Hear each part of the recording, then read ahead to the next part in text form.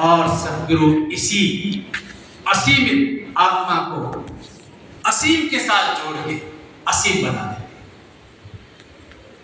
और ये बनी रहे, इसके लिए हमें सत्संग प्रदान करें। आज सदगुरु माता जी के चरणों का आसरा लेके कहते हैं, संसार में इंसान बहुत बड़े बड़े मकान बना सकता है,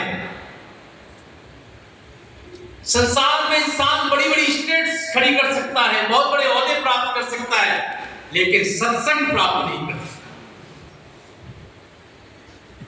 सत्संग प्राप्त नहीं कर सकता।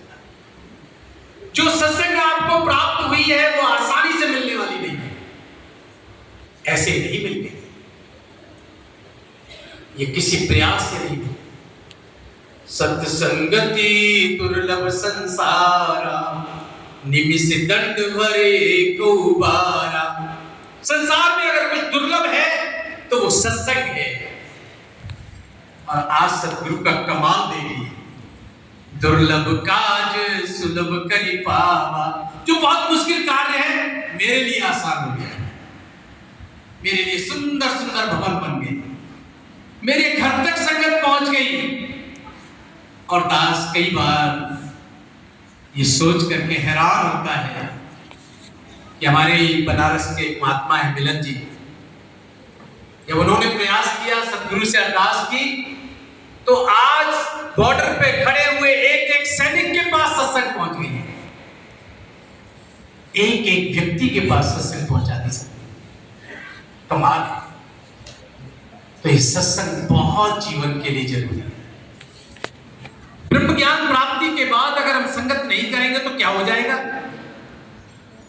शास्त्री से पूछा, ब्रह्म ज्ञान प्राप्त हो गया, क्या ब्रह्म ज्ञान मुक्ति के लिए काफी नहीं है? शास्त्री जी ने कहा हाँ काफी है, ब्रह्म ज्ञान मुक्ति के लिए है ही। जो ब्रह्म ज्ञान को प्राप्त करेगा वो मुक्त होगा। तो बड़ी समझ रखने वाले व्यक्ति ने कहा फिर सत्संग की क्या जरूरत है? कहते सत्संग की जरूरत है, मुक्ति तो इस ब्रह्म ज्ञान से ही होगी, लेकिन सत्संग से क्या होगा? सत्संग से आप सद्गुरु के करीब रहेंगे, क्योंकि ब्रह्मांड की कोई ऐसी सत्संग नहीं है जहां सतगुरु मौजूद नहीं होता है। हम जहां भी सत्संग करते हैं वहां सतगुरु की मौजूदगी में सत्संग होती है। सतगुरु माता दीक्षा जी महाराज की जय बोलते हैं, किसी की जय उसके सामने बोली जाती है, उसकी जय पीठ के पीछे बोली जाती है, कभी सामने। सतगुरु माता दीक्षा जी महाराज सत्संग में मौजूद होते हैं, उपलब्ध होते हैं, प्रेजेंट होते हैं। अब जब सतगुरु प्रेजेंट होते हैं और उनकी उपस्थिति में मैं सत्संग करता हूं, तो ये प्रमाणित करता है कि मुझे सतगुरु पर विश्वास है। और मुक्ति कैसे मिलेगी? हरदेव वाणी का एक शब्द है 47 नंबर, सतगुरु के विश्वास की ज्योति जगी हुई है जिस मन में, इसमें कुछ संदेह नहीं कि ज्ञान ठहरता उस मन में। सतगुरु पर ईमान पूरा जिसका भी टिक जाएगा, निरंकार के होने का एहसास वही कर पाएगा। सतगुरु पर विश्वास है तो राही मंजिल पाता है, वरना ठोकर ही मिलती है, राह भटकता जाता है। मानव तन में आकर सतगुरु माया में विचरता है, बीच हमारे रहता बातें हम जैसी ही करता है। इस निर्गुण इस निरंकार को मुश्किल नहीं है जानना, है इतना आसान नहीं पर सतगुरु को पहचानना। अब किस लिए सत्संग में आना है? अंतिम लाइन पे आते हैं, जो सतगुरु का बन जाता है, जो सतगुरु का बना है वही तो सत्संग में आया है। जो सतगुरु का बन जाता है उसका ये निरंकार बने, कहीं हरदेव मुक्ति का भी बंदा वो हकदार बने, मुक्ति का हकदार बन जाता है। जीते जी कहता है मैं मुक्त हूं, जीते जी कहता है। मरने के बाद टेलीग्राम नहीं भेजा कबीर जी ने, अब मैं न मरूं मरगो संसारा भोग को मिला जियावना। राम मरे तो हम मरे हैं, राम न मरे तो काहे को मरे हैं। अब तो चढ़ चले सिंहासन मिलबो सारंग पानी, राम कबीरा एक भय है कोई न सके पहचान। जीते जी कहता है महात्मा, अब मैं मरने वाला नहीं। दास की लखनऊ में पोस्टिंग थी, यादव जी उपस्थित थे, वहां एक महात्मा आए, वासुदेव राय जी, बड़े महान प्रचारक मिशन के। जब वो आए तो उन्होंने अपने प्रवचनों में कहा, राम मरे तो मैं मरूं, मेरी मरे बलाए। कहते अगर ये राम मरेगा तो ही मैं मरूंगा, वरना तो मैंने मरना ही नहीं है।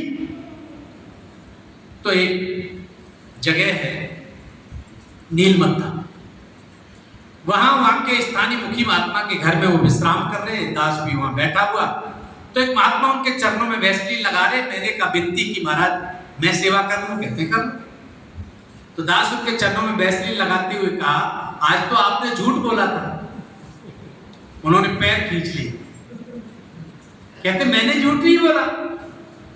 दास ने कहा आपने बोला, मैं तो मरूंगा नहीं, आपकी 80 साल से ज्यादा उम्र है, आप नहीं मरेंगे। कहते तूने ब्रह्म ज्ञान लिया है? दास ने कहा हाँ जी। तू भी नहीं मरेगा। जो इस ब्रह्म ज्ञान को प्राप्त कर लेगा वो मर ही नहीं सकता, आवागमन के चक्र से निजात पा लेता है, वो नहीं मर सकता जो इस ब्रह्म ज्ञान को प्राप्त कर लेगा। इतना अलौकिक और दिव्य ज्ञान है। दास कई बार सोचता है ये आराम क्यों नहीं करते। दास को बहुत नजदीक 24 घंटे साथ रहने का मौका मिलता है सतगुरु माता जी के साथ। दास सोचता है ये आराम नहीं करते कभी। राजपिता जी विनती करते हैं कई बार, तो हुजूर आपने बहुत देर से कुछ खाया भी नहीं है, ये आराम नहीं करते। क्यों? क्योंकि ये सोच के प्रकट हुए धरती पे ये बंधनों में पड़ी हुई आत्मा को निजात मिल जाए। ये खुशबेबी में है, ये भटकते हुए भी अपने आप को सुखी बोल रहे हैं, इनको निजात दे दे। सतगुरु का ये हमेशा से विरत रहा है। सतगुरु आता है दुनिया उठते सारे ही संसार में, पूरी मानवता के लिए आता है सतगुरु, पूरी कायनात के लिए आता है। बाबा हरदेव सिंह जी महाराज से किसी ने पूछा, बाबा जी आप सबको सुखी कर देंगे, सबको मुक्त कर देंगे? बाबा जी कहते हैं प्रयास तो यही होता है, लेकिन फिर भी एक एग्जाम्पल दिया कि कोई बच्ची नदी के समुद्र के किनारे किसी कारण से कुछ मछलियां बाहर आ गई थी, उनको एक एक करके वो मछली समुद्र में फेंक रही थी। किसी देखने वाले ने बच्ची का मजाक उड़ाते हुए कहा, ये हजारों की संख्या में किनको बचा लोगी, कितनों को बचा लोगी? उस बच्ची ने कहा, बेशक मैं सबको नहीं बचा पाऊंगी, लेकिन देखो कल जो मेरे हाथ में आ जाएगी उसका तो जीवन बदल जाएगा। ये देखो इसका जीवन बदल गया, दूसरी को समुद्र में फेंका, इसका भी जीवन बदल गया। हालांकि इस जहां को न गुलजार कर सके हम, कुछ खार कम हुए गुजरे जहां से।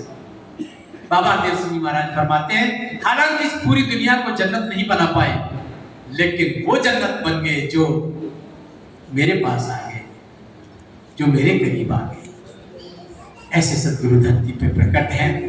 अंतिम लाइन, कहे हरदेव बिना माझी के मिलता कभी किनारा न, सत्संग के बिन कभी किसी का होता पार उतारा न। सत्संगत बहुत ही सतगुरु के वचन ब्रह्म वाक्य होते हैं और बहुत ही सहज में, बहुत ही सरल। भक्ति को अनादिकाल से सतगुरु ने कॉम्प्लिकेट नहीं, मुंह लटकाने का नाम भक्ति नहीं, हर वक्त आनंद में रहने का नाम, और बहुत ही सहज मार्ग हमको दे दिया। बस सत्संग में आ जाएगा, सत्संग आया। एक महात्मा कहते थे, 100 कार्य त्याग करके स्नान किया करो, 1000 कार्य त्याग करके भोजन किया करो, और मौका मिल जाए तो दुनिया के सभी कार्य त्याग करके सत्संग किया करो। जीवन आनंदित हो जाएगा, जीवन प्रफुल्लित हो जाएगा। तो बहुत खुशी हुई आपके दर्शन करके।